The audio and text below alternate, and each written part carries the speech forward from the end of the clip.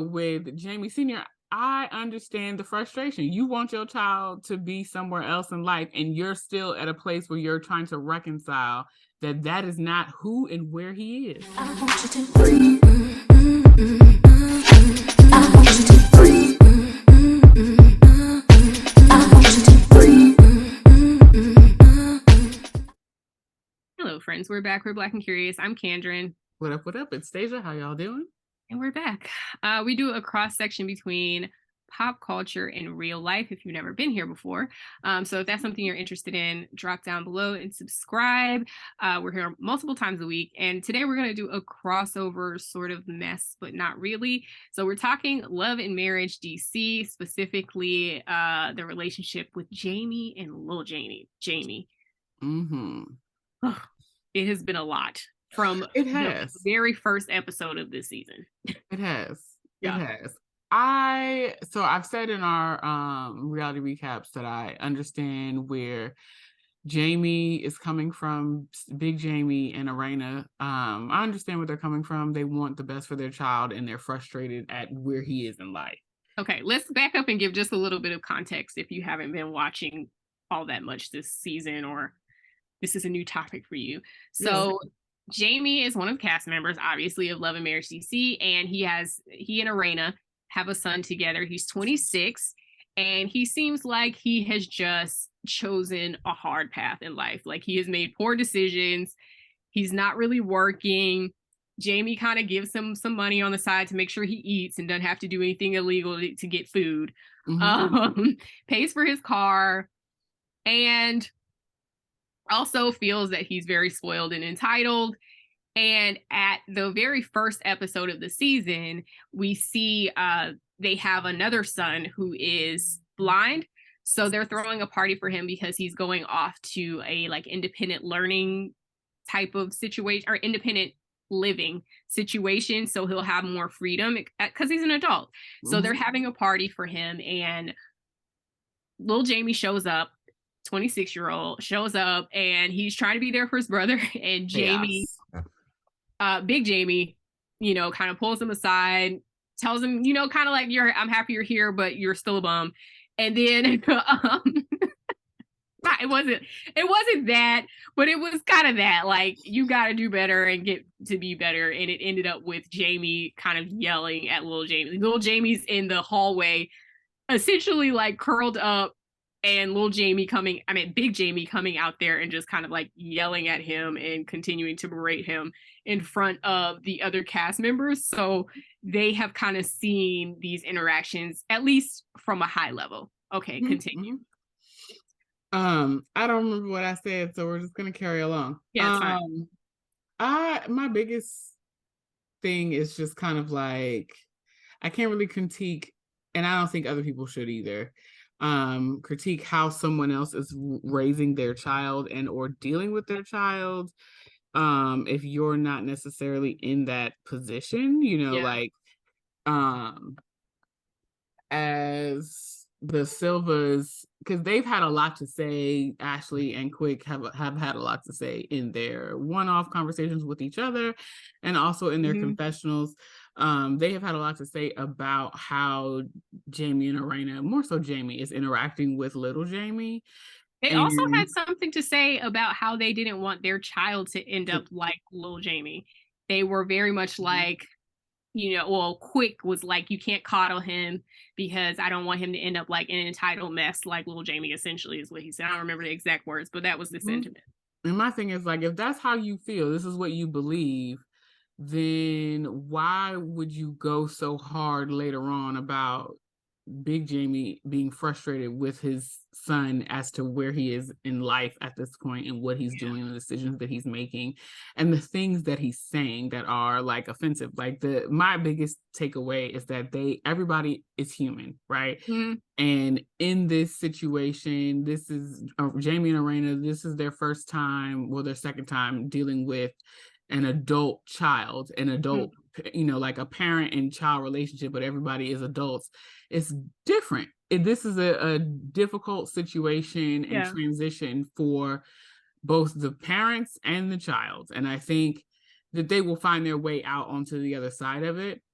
I just the commentary for me is I'm lost on, because like you can't tell somebody how to react and what to say and how to be when they are coming from a place of frustration from their own perception. Everybody's perception is their reality. So it's difficult to say, well, you're wrong because da da da da. But like with Jamie, Big Jamie, Jamie Senior, instead of us calling him Big Jamie. Like how very Black of us. It is. That's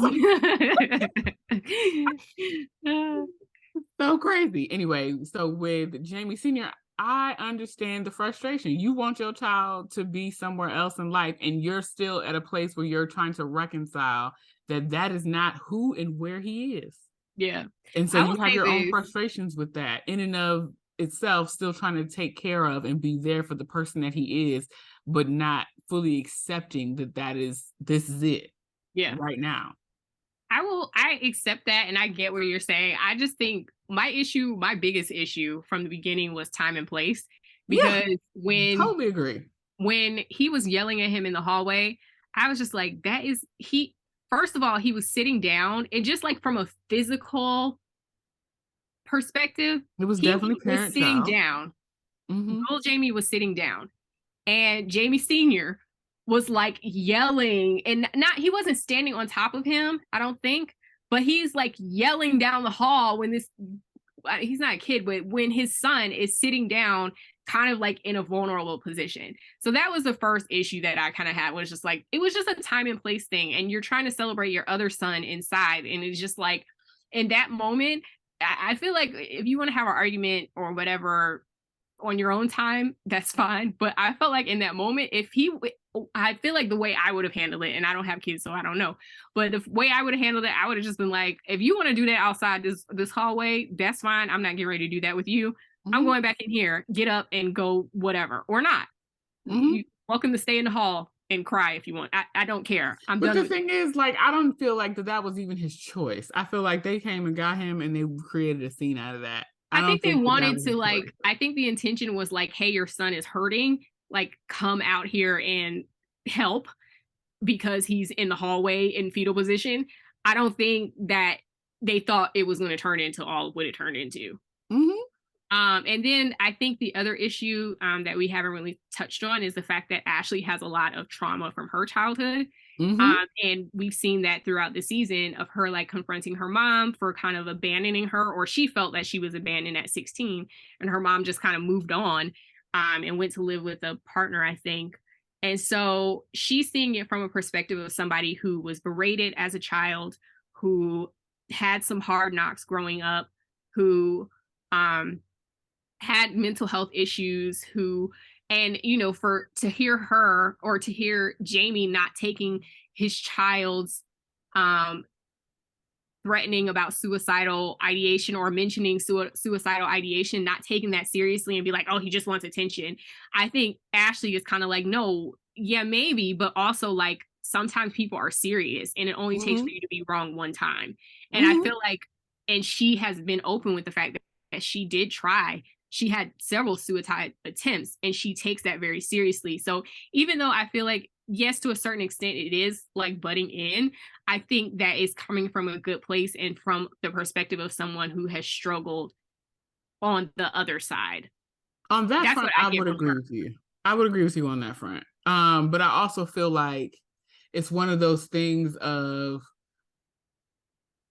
well, I experienced X, Y, and Z, so I'm sympathizing with this child because I see myself in them. Yeah, for sure. That may not even necessarily be the case. Like, if you've never had a full conversation with this child, all you're hearing is the conversation from your friend about what he's saying. Yeah. And you're then inserting your experience into that. That's where I'm lost. No, I agree. The point that she's making is powerful. It only takes one time for you to be wrong and for him to really act on the things that he's saying. But at the same time, I feel like it's also a time and place on this as well, because you've not had, from what we can see, Ashley has not had any conversation with this man to know whether or not he is seeking attention or he is actively having some sort of like mental health issues that need to be addressed, or anything. All is what you're hearing from his parents, and it's hard to me to make like blanket like you shouldn't do X, Y, and Z, or you shouldn't say, when you don't really know the full scope of the story. You only know the pieces of it. Yeah, And even in this, agreed. when we're talking about it, we don't know the full scope of the story, Of course. and again, we only know the pieces of it. But it's just hard to make hard and fast judgments to me on No, that. I agree. And I think what she's trying to do is appeal to them from her own perspective as how she felt as a child, and trying to relay those feelings to them, and Mm-hmm. trying to get them to like just kind of soften up. Not to say that their approach is, just saying their approach is harsh, even Mm-hmm. from what she's seen. And she has seen them be harsh. She's seen Jamie be harsh. Mm-hmm. I think he was harsh as well. So she has seen that with her own two eyes. And I don't think that what she's saying necessarily has anything to do with, I mean, it does have something to do with little Jamie, but like not trying to see it from his perspective, but just saying from how I felt as a child, this is what it made me feel like. You shouldn't be so harsh with him. And I think that's it's a fair point. I mean, they don't have to take anything and do anything with it, but it is a fair Right. point. And she did witness that. So I think she's at liberty to say that, like, you know, but I like don't you said, disagree with you on that. It's just, to me, it's just really hard to make judgments about things and how they'll all shake out. yeah. And I Y'all think drop they're down. judging in their commentary and in their what do you call it, confessionals and stuff. I think that's more problematic than the conversations they're having with the Tylers, between the Tylers and the Silvas. Yeah. Y'all drop down in the comments and let us know what your thoughts are if you're watching, what side of the fence you are on. And make sure that you like, comment, and subscribe. Check us out at blackandcurious.com, and we'll see you in the next conversation, friends. Bye. Like,